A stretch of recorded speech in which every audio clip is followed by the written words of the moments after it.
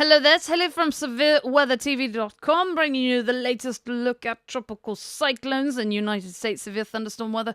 Lots to talk about, so we're just going to cover everything in brief, or something of the sort. We've got this thing over here, which I believe is Ivano. I have no idea how that's pronounced.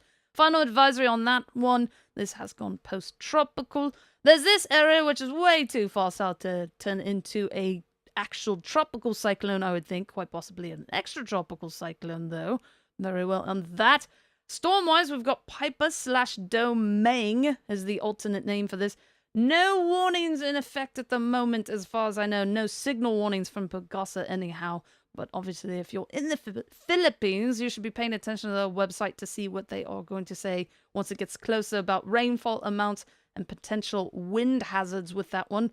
There's Ita. Well, unfortunately, I do not have any of the government warning issues. The issuance of the warnings or whatnot for any of these areas up here. But I can tell you the Bureau of Meteorology at the moment has no watches or warnings in effect. So this is their official path map. This thing up here, it's actually a combination of their path with the Joint Typhoon Warning Center. So to take a look at what one forecast model is thinking about how this thing might end up, the ECMWF model is actually showing it crossing over there and then potentially making final landfall there, but whether that will actually occur in that fashion or not is anyone's guess, right? So that is what is happening in the land of tropical cyclones. In the land of United States severe thunderstorm weather, the big news is the strong tornado chance today. So, let's jump right to that map. It's this one over here.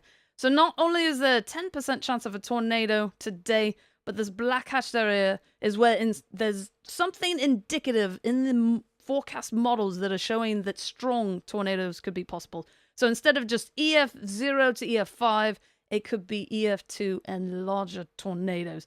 So far today, here have been the severe thunderstorm warnings that have happened recently. Nothing in effect at the moment.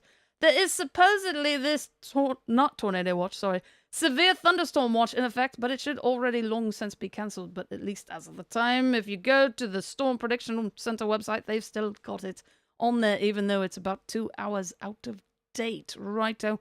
So let's talk about the other outlook areas. This is the map that shows the probability for severe winds. That'd be winds 58 miles per hour and greater. Here's the map showing the probability for the severe hail, which is hail 1 inch or larger. And, of course, back to the tornado map, again with 10%, which is a pretty high number. Now, to put it in some sort of context, in tornado outbreak type days, you know, the things that are very rare, like once a year or maybe once every 2 years, you'll see numbers like 45% on the tornado map, but 10% is still something very much to be respected.